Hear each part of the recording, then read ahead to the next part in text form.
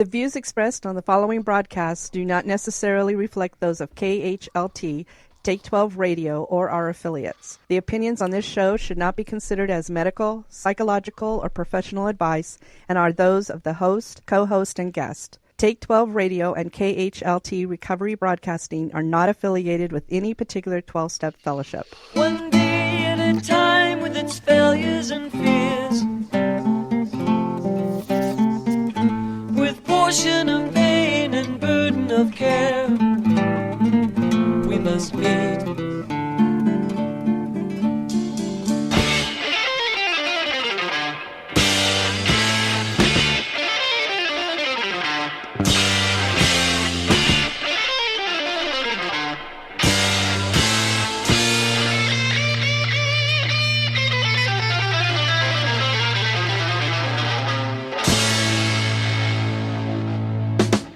Welcome to Walking Through the Language of the Heart, a journey into the Grapevine writings of Alcoholics Anonymous co-founder Bill W. And now, here are your co-hosts, Chris S. and the Monty'man. Well, greetings, family. Those of you in recovery, those of you who are advocates of, and perhaps some of you who should be, and we're glad you've tuned in. And I am sitting directly across from Chris S. or by the use of technology, sitting directly across from him. And it is good, as always, to have him with us. Chris?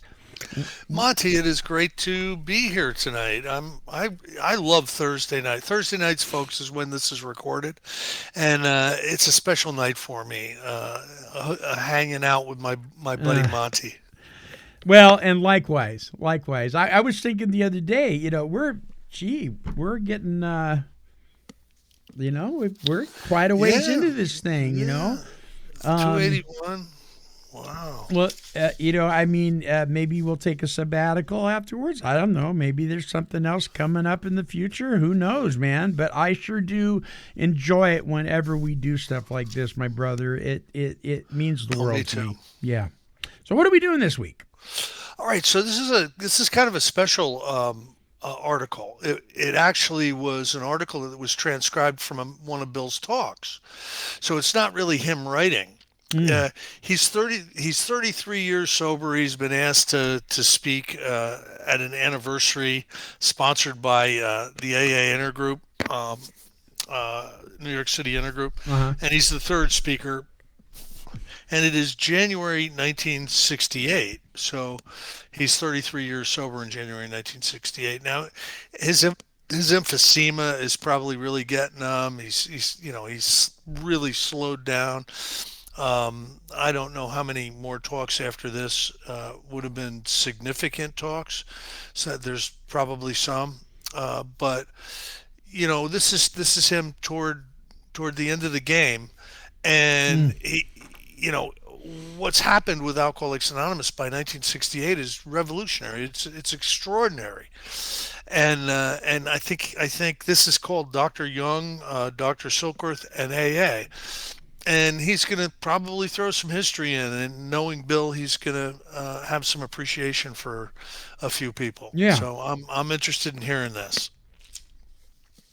So. There's a little preface before we get going. It says this: the article that follows comprises excerpts from Bill's talk at his 33rd AA anniversary, sponsored by New York City Intergroup. He was the third and final speaker, preceded by Jim from Long Island and Kirsten from Scarsdale. So let's see what he has to say, Monty. All right. As Kirsten said so poignantly just now, the years laid waste by the locusts are over. And as Jim so simply remarked, there is a God and there is a grace. Tonight, I think I would like to tell you my own story in terms first of the years laid waste and the reasons I now see why this was so. What in my early life contributed to my alcoholism? And then, in terms of my belief that there is a God and there is a grace, and what the outcome has been for me, for so many, because of that belief. Our chairman tonight remarked on the wonderful friends that AA has had from the start.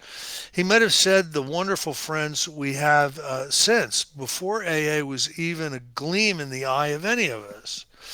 Long before I was sober, long before there was any idea that there would be this AA way for alcoholics to help themselves, certain men and women were gaining skills and insights that were to make all the difference to us in later years. The thing that characterized all of these early friends of ours who were to donate their skill and wisdom to us in AA was this. In each case where telling contributions were made, the man or woman was spiritually centered, spiritually animated. The more I learn about Bill Wilson Monty, the more I believe he understood from the start that experiential spirituality really was the solution. The solution, and spirituality. My favorite definition is a personal inner pathway to connection with the divine. The relationship with God that he's talking about. There is a God, and there is a grace. Yeah. So some of the people that set the stage for Alcoholics Anonymous to blossom, were those spiritual people, mainly men of religion is really who set the stage for the solution. There was some men of science who gave us some insight into some of the characteristics of what alcoholism was, but it was the men of religion, the men and women of religion that gave us a solution. Don't you think that when you get to true science and true religion, not religiosity, but religion, that they really complement each other, that they actually support one another? Yeah, I mean, they're not exactly the same thing, but they rhyme. Yeah, yeah. And I do. I think in religion, valid, authentic religion is something that will kind of support your relationship with a power greater than yourself. At its best, that's what religion will do, and it'll give you the framework. It'll give you a framework where that seems comfortable, and you can fellowship and all that. So there's remarkable resemblances. I think Alcoholics Anonymous serves the purpose of the alcoholic to survive and to recover. But I would say probably half the members of Alcoholics Anonymous, have church lives. Sure. That's what I would guess, and they'll tell you that it's a compliment. Yeah. Yeah. Tonight, I would like to sketch just one of the historical situations out of which our fellowship sprang.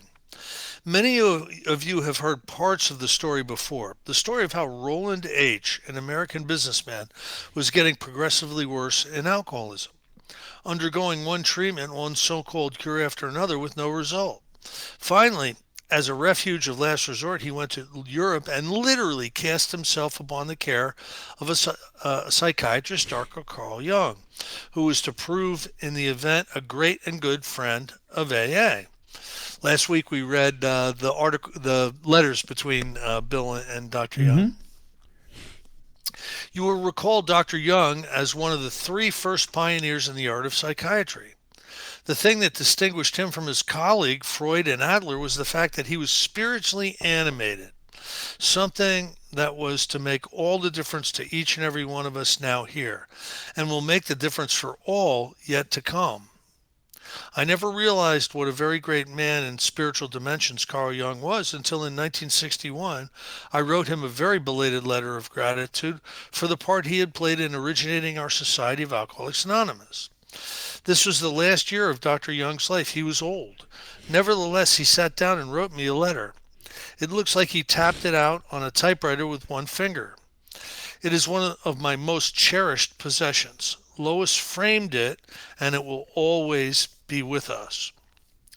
We had to note very carefully what Dr. Jung said in that letter, so obviously written in profound love and understanding in the language of the heart. His insight into what was needed for recovery from alcoholism, an insight that came to me through Roland and Ebby at a crucial point in my own deterioration, meant everything for AA when it was still in embryo.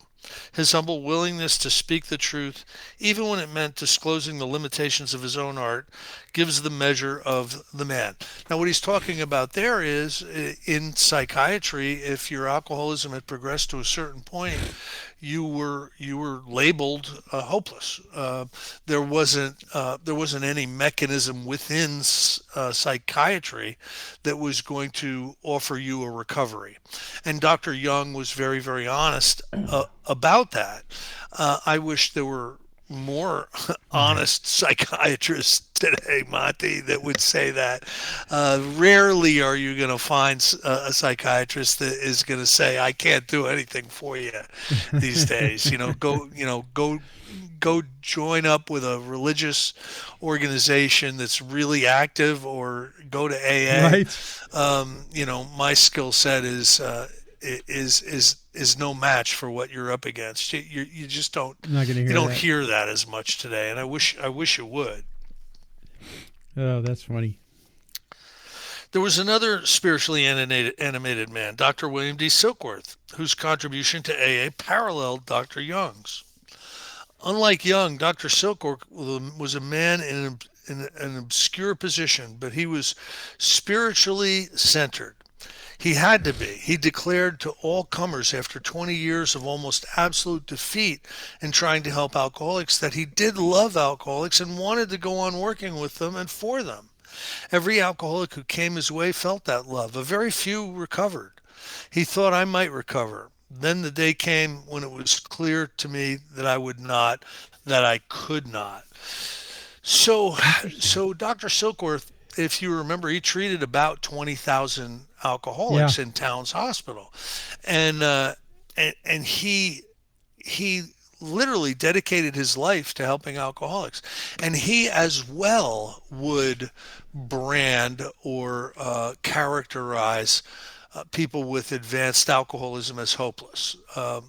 Yeah, you can come here and you can get detoxed, and we can separate you from alcohol, but it's not gonna last. You're gonna put alcohol back in your body because you're not gonna have anything to do with the decision to put it into your body, because it is going to be an obsession, Yeah. and you are going to drink yourself to death. So lock yourself up. They had sanitariums back in the 30s, the 20s and 30s, where you could be locked up in Happy Hills, and maybe make it a couple more decades, because there would be no available alcohol. But a lot of times that didn't even work, because we'll sneak out. You know how we are, Monty. Yeah, there's many ways to sneak out. But isn't it true, though, that there were actually handfuls of people that actually would turn themselves in and say, "You got to lock me away"? Yeah, yeah. Yeah. Voluntary commitment at Man. asylums. Man. It says voluntary commitment at asylums. It says in the book Alcoholics Anonymous. Think about that. Voluntary commitment Yeah. to asylums.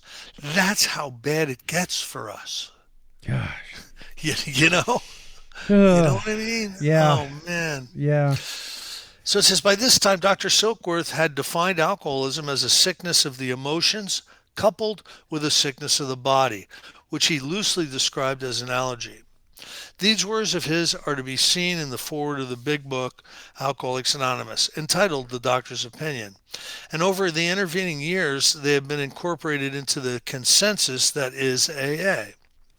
As Jung had told Roland that his case was hopeless and that medicine and psychiatry could do nothing more for him, so Silkworth told Lois on that fateful day in the summer of 1934, "I am afraid that Bill will have to be committed. There is nothing that I can do for him. or anything else that I know. These were words of great humility from a professional. And remember, it's probably his third time in Towns Hospital paying the money.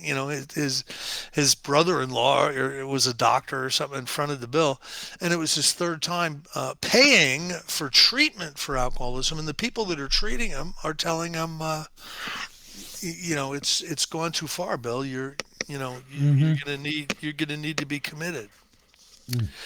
They scared me into sobriety for 2 months, although I soon resumed my drinking. But the message that Ebby had brought me from Dr. Jung and from the Oxford Group, and the sentence that Dr. Silkworth pronounced over me, continued to occupy my mind in every waking hour thereafter. I began to be very resentful. Here was Dr. Silkworth, who had defined alcoholism, the obsession that condemns you to drink against your will and true interests, even unto destruction, and the bodily sensitivity that guarantees madness and death if you drink at all. And here came Dr. Jung via Roland and Ebby, confirming that there was no way out known to doctors. My God, science, and the only God I had then, had declared me hopeless. But Ebby had also brought hope. Not much later, I was back in the hospital, Dr. Silkworth's care after what proved to be my last drunk. Ebby came to visit me again. I asked him to repeat once more what he had said over my kitchen table in Brooklyn that first time he told me how he had gotten sober. Well, he said, you get honest with yourself. You make a self-survey. You talk it out with another guy. You quit living alone and begin to get straight with the world around by making restitution. You try the kind of giving that demands no reward, either in approval, prestige, or money, and you ask whatever higher power there is, even if it is just an experiment, to help you find the grace to be released from alcoholism. That's the program at its simplest. That's probably right out of Ebby's mouth. That's beautiful. As Ebby put it, it was quite simple, quite matter of fact, and said with a smile, but this was it. So Ebby finally took his leave. Now the jaws of the dilemma really crushed. I hit an all-time block. I can only suppose that any particle of belief that there was a single thing I could do for myself alone was for the moment rubbed out. And I found myself as a child, utterly alone in complete darkness. And I cried out as a child, expecting little, indeed expecting nothing. I simply said, if there is a God, will he show himself?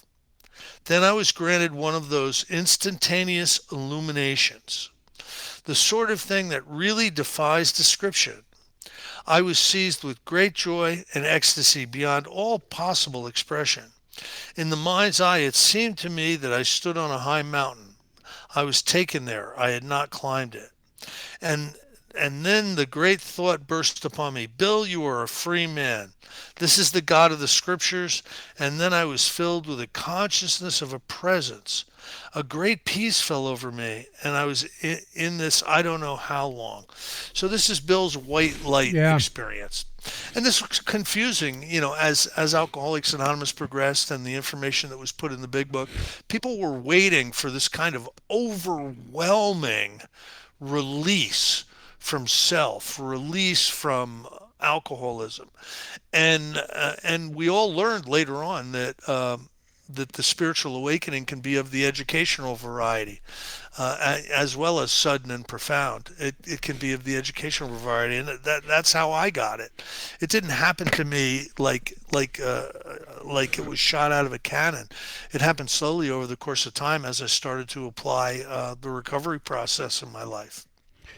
I think it was so important that we came to a place in the growth of this whole movement and everything that we understood that, because I think most of us, if we are at our wits' end and just can't get sober, and then we hear a story like this, that's what we're going to be looking for. That's what we want. I want, so I'm going to go to the tent revival down the street. I'm going to go down to the gospel mission down the street. I'm going to go, if this is the God of the Scriptures, and I'm going to seek that out. And I want the same experience, but most of us don't have that kind. I think it's more likely that we have the kind of the educational variety, and people that are very, very intelligent, very smart, very educated, and very spiritual still doubt. Do we not? We still doubt, even when it's been proven over and over to us. So I have a question for you. I have a very good friend. He's somebody that I've worked with several times as far as recovery goes. And he's, from what I can see, he's done everything that the formula that is in the big book instructs him to do. He's done everything. And the guy can't get a year put together.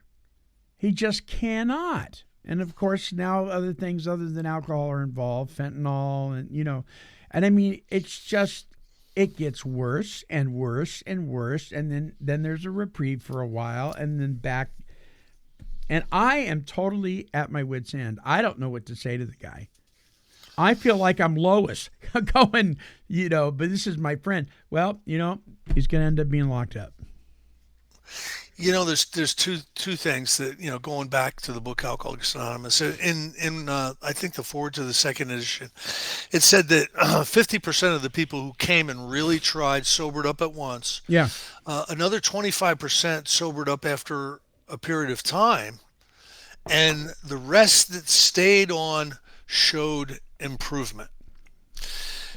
Now, there's also a line in how it works. Rarely have we seen a person fail who has thoroughly followed our path. Now, when I see somebody relapse, my first thought is, okay, what weren't they doing? Right. What weren't they doing? Right. Where's the missing piece? Were you doing your 11th step? Were you sponsoring other people? Were you being honest with your sponsor? Do you do inventory? Do you still do that self-searching? Do you pray? Do you meditate? I'm trying to find the weak link in the chain. Yeah. Monty, what if there's no weak link in the chain? Yeah. The chain just fails. Yeah. And that's where I'm at with this poor soul. What if it's God's will that he help other people by needing help himself? Very possible. That's not popular, is it? No. And I wouldn't share that at the open, closed-minded discussion. No. But what if it's true? What if it's true? What if it's true? Bill never said this was an absolute lock.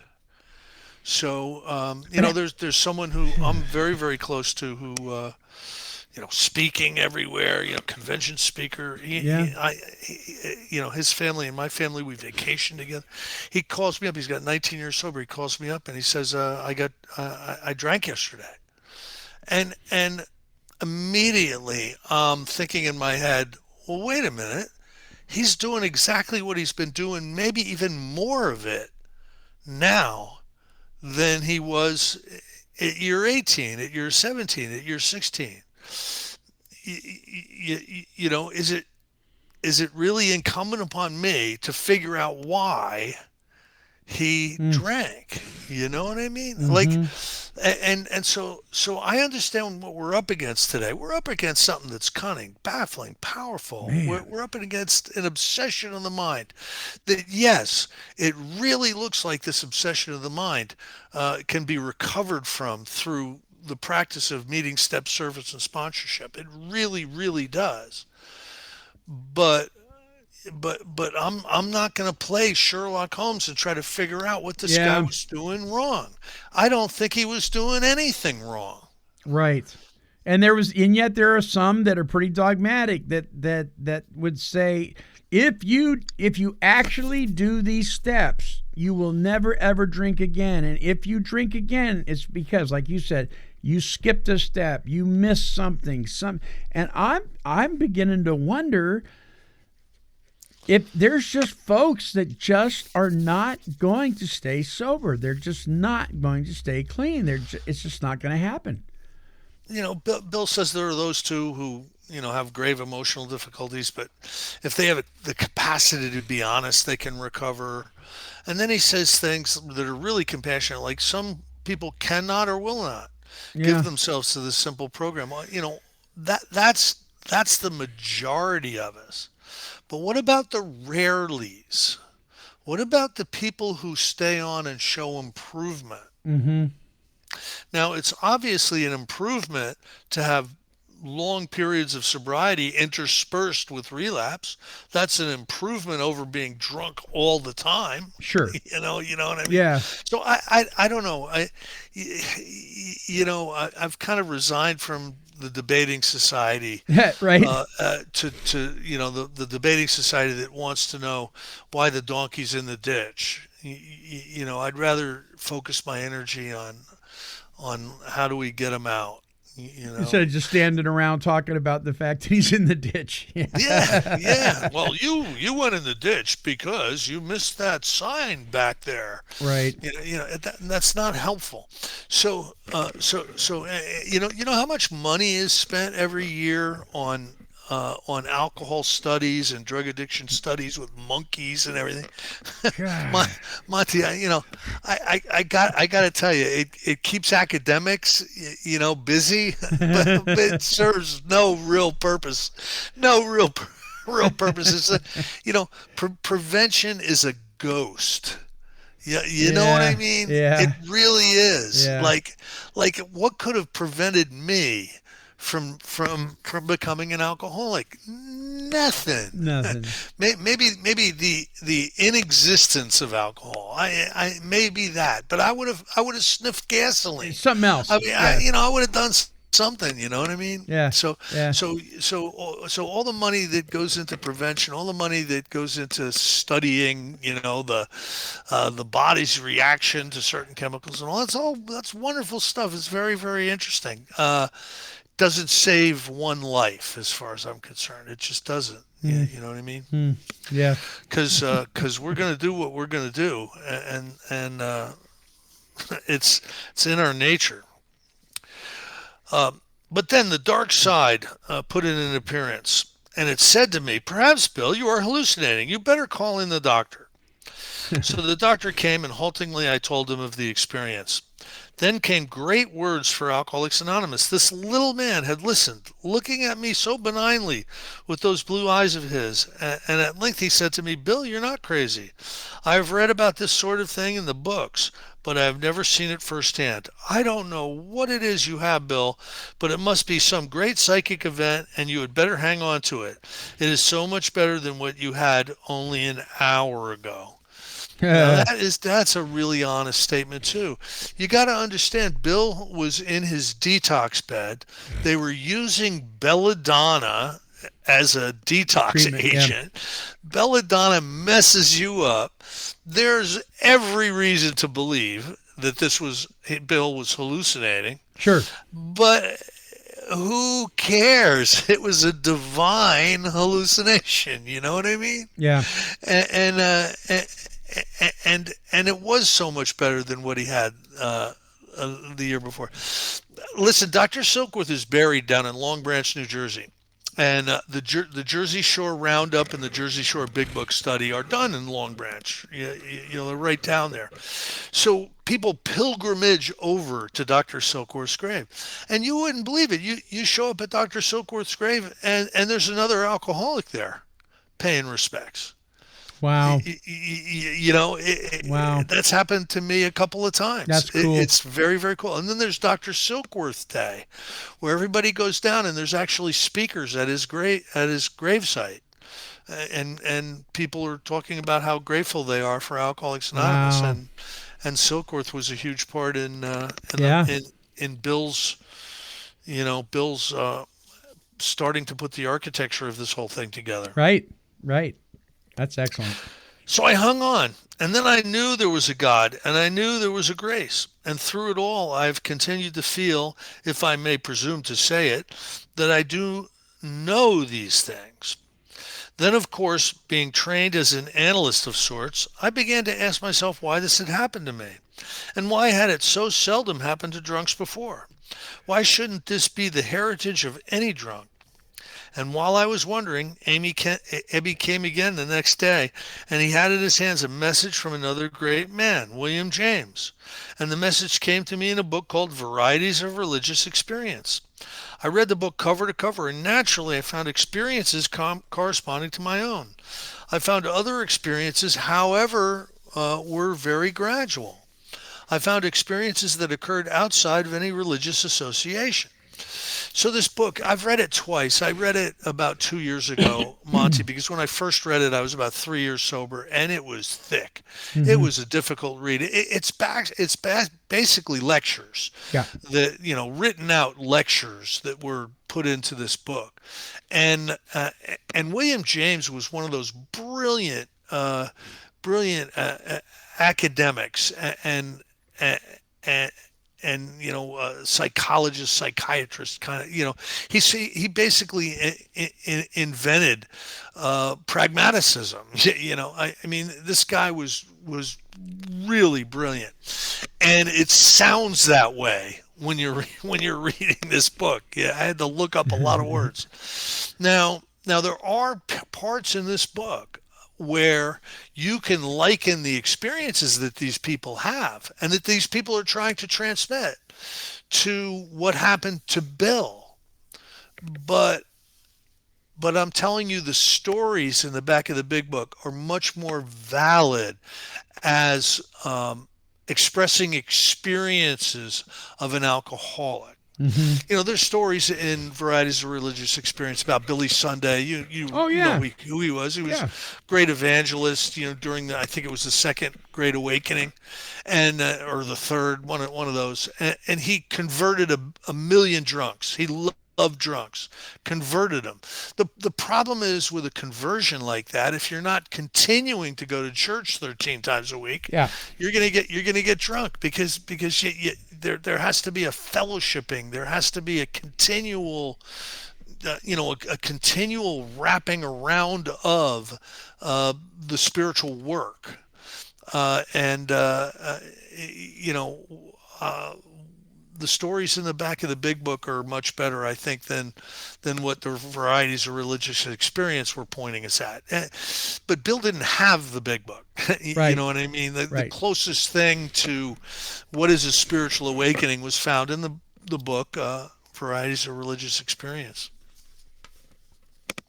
But nearly all of these experiences that were capable of transforming motivations had common denominations over and above any explanation by associations or common discipline or faith or what have you. These gifts of grace, whether they came in a rush or very gradually, were all found on the basis of hopelessness.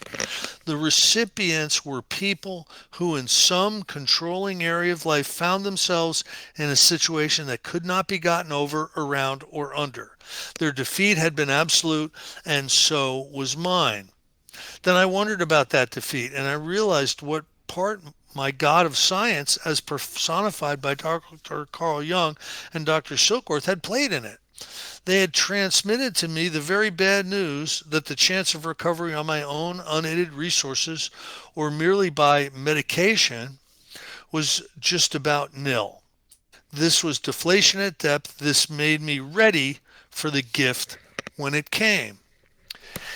I look back on my own last drunk, Monty. My own last drunk was so horrific. I went into the DTs, and there were animals running around the room, and there were big animals scratching on the house to get in. There was maggots all over the couch that I was trying to lay on, and I was hearing things, and I was hallucinating, and I had convulsions.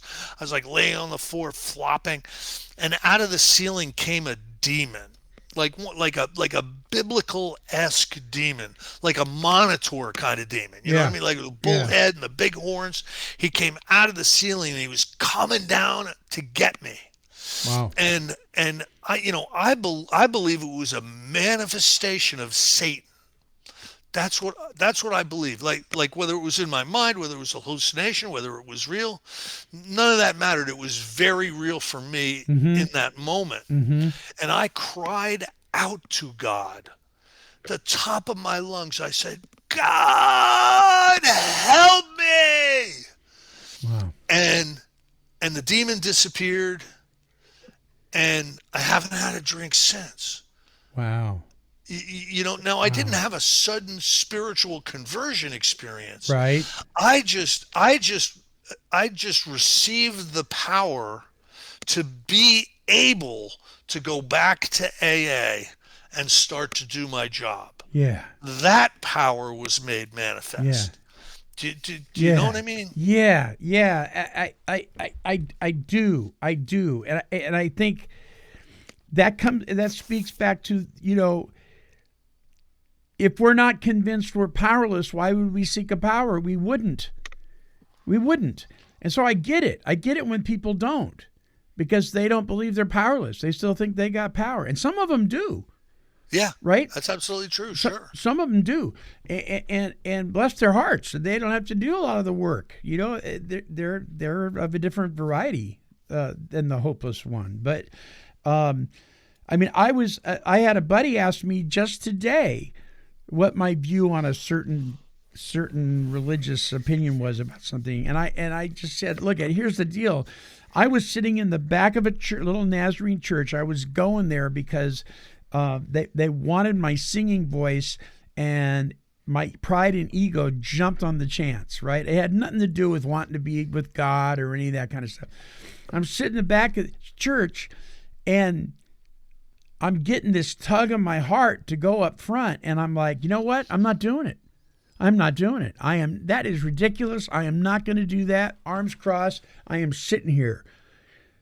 And I don't know what happened between the time I folded my arms and said I wasn't going to move and the time that snot was running down my face and I was in tears on my knees down at the front. To this day, I do not remember getting up out of that pew and being down at that altar. I do not remember that. It wasn't by my power that I did that. Yeah. It just simply wasn't. You were transported. I was transported, my friend, and it was, and then, there's so much evidence we don't even recognize our powerlessness without, as you put it, the divine pointing it out. If he did not intercede for me, like he did with you when you cried out to him, where would we be today? You know what I mean? And so, yeah, and nobody can argue with your experience. Nobody can argue with my experience. Oh, I was there. That's all I can tell you about my experience. Yeah. I was there. And I've seen these things happen, and it just like the conversion experiences that I saw a couple of weeks ago that I shared with you. It's real, but it must be nurtured. You know what I mean? And that's where living in 10, 11, and 12 all come in. And I think that comes back to why so many people don't stick around. But who knows? Yeah, I agree. Now, actually, although this is the great experience of my life, I do not think it in any way superior or in its essentials very different at all than the experience which all AAs have had, that transforming experience, the spiritual awakening. They are all from the same source, the divine peace. There it is. Wow. No, but I love the way Bill writes, Gosh. man. So with my own experience had come the possibility of a chain reaction. I realized nothing had happened to me until certain messages had been transmitted, striking into me at great depth by another alcoholic. Therefore, the thought came of one alcoholic talking to another, just as Oxford group people were talking to each other, in the language of the heart. Maybe this could be the transmission belt. So I started working among alcoholics. I went to a few Oxford group meetings and to the missions. Dr. Silkworth let me work with a few people in the hospital at the risk of his reputation. And lo and behold, nothing happened. Because some of my all grander had come back. I had thought my experience was something very special. The old ego began to boom again. I was destined to fix all the drunks in the world, quite a large order. Naturally, nothing happened until, again, the deflation came. It came on that day when in the Mayflower Hotel in Akron, I was tempted to take a drink for the first time since my hospital experience. That was when I first realized that I would need other alcoholics to preserve myself and maintain that original gift of sobriety. It was not just a case of trying to help other alcoholics. If my own sobriety was to be maintained, I had to find another alcoholic to work with. So when Dr. Bob and I sat down for the first time face to face, it was a very different act. I said, Bob, I am speaking because I need you as much as you could possibly need me. I am in danger of slipping back down the drain. So there is the story. There is the nature of the illness as explained by Dr. Jung and Dr. Silkworth. And there is one drunk talking to another, telling his story of recovery through reliance on the grace of God. Man, Wow. So Chris, what is so cool is when he was in the Mayflower, he wasn't looking for a meeting to save his life. He was looking for a drunk to help him. Yes, he was. Yes, he was. I've been in that Mayflower Hotel. It's changed around, but they've put the phone back that he used. And Oh, that's cool. the Mayflower Hotel now is like a transient hotel. It's it's like a Section 8 hotel now. Right. And that's probably apropos. But Yeah. but at the time, it was pretty schwanky. You can see the bones of this building being quite schwank, back in the 30s. And he came downstairs and he looked over and there was a bar and people were having a blast. They're all getting drunk and laughing and telling stories. And he was lonely and he had just been rejected. He had tried to take over a tire company and his proxy battle had gone south. And he was feeling really down in the dumps. He probably didn't have enough money to get a train ride home. And everybody he brought from New York left him really pissed off at him because he had wasted all their time, right? So he had that shame. And he looked over and there was a bar and he knew what alcohol did. He knew stage 1 was drinking, stage 2 was fun, stage 3 was the vomiting pig. Yeah. but he knew he could get to stage 1. And instead he looked over and he saw a church directory, Monty. Yeah. Saw a church directory. And this is basically the story. He got change of $1 and got a bunch of nickels. For phone calls were a nickel back then. And he started right at the top and started just calling all the churches. And he got a hold of this guy, Walter Tunks, who was a minister. And he said, and everybody was hanging up on him, Monty, because he was doing this. He was going, Reverend, I'm a rummy from New York. I'm looking to talk to another rummy. Click, and he got this guy, Walter Tunks, who had been putting Oxford Group stuff together at his church. And there was something in Bill's voice that he didn't hang up on him. He asked him a few more questions, and then he goes, I'm going to give you the number of a woman. I'm going to give you a number of a woman who is really, really active in the Oxford Group. You're talking about the Oxford Group. I'm going to give you a number of somebody who's really active in the Oxford Group. He gave her Henrietta Seiberling's number.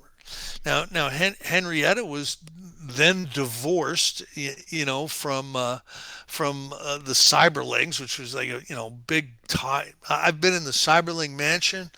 Monty, the Seiberling mansion is unbelievable. It would have taken 25 Finnish carpenters 10 years just to do all the woodwork in this place. Wow. It was beautiful. But anyway, the guy's really rich, and she's living in the gatehouse. It's like a house, Yeah.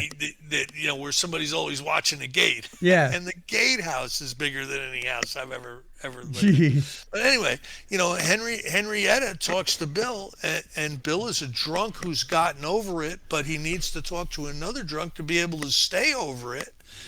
And she goes, I think I have somebody for you to talk to. Dr. Bob had finally opened up at the Oxford Group meeting the week before, and he had made the admission, I'm a closet drinker. Now everybody knew it, right? Because he was always drunk. He always stuck it, but he didn't think anybody knew. And so at this Oxford group, he finally, after like 4 years of going to the Oxford group, admitted something like, I'm a closet drinker. And so Henrietta and everybody started praying for Bob, praying for Bob, praying for Bob. Bill Wilson calls up Henrietta, and she's, what took you so long? Yeah. Oh, God. You know what I mean? I love that story. Isn't that great? Yeah. Gollies. That is just, that's that rich history that I talk about, that I share with people that don't know these things. And I'm like, you're really missing out, because it's amazing stuff. Yeah. And it changed their lives. It'll change your life. That's so cool. Yeah, I sat right where Bill and Dr. Bob met. Right? We had to break into that. It was locked. But listen, we're on a mission from God, Monty. We're not going to let a locked gatehouse stop us. We were on a sojourn, buddy, and so we found a way in, and we went into that room. It's a little room. It's about a 10 by 10 room. And it's all paneled, and that's where Bill and Dr. Bob first met. It's very historic, sacred ground. Ground. That is great. That is great. Well, listeners, don't stop here. We got much more to come. We'll be back next week too, as we enter into segment 2, looking toward the future. In the book, The Language of the Heart, moving into an article entitled Leadership in AA, Ever a Vital Need. Yeah, that's funny. I wonder what he means by that, because there are no leaders. There's no leaders. Trusted servants. So I wonder what he's talking about. Yeah, this will be good. All right. Okay, my friends. Well, stay tuned to the end. You can find out how you can catch up on every one of these episodes. I think this is 76 or 77. Not sure. We are gluttons for punishment. We are. And we will be back next week, my friends. Remember, you can download this for fun and for free. Share it with friends. And all we ask is that you don't receive any financial gain from it, because we're doing it for fun and for free. So we're asking you to do it as well.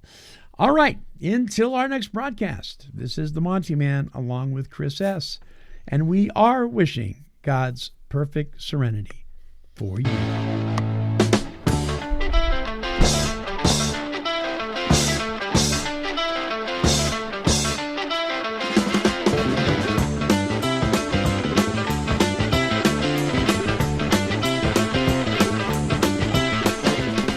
For more recovery workshops with Chris S. and the Monty'man, visit our website at take12radio.com and click on the Recovery Workshops banner.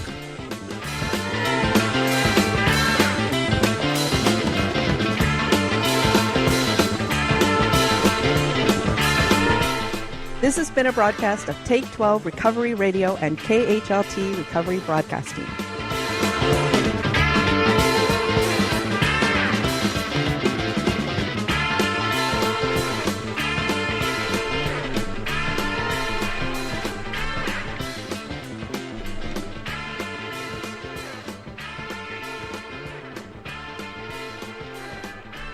This has been a Chicken and a Pig production. Kitty, kitty, kitty, kitty. Meow, meow, meow. Woof, woof.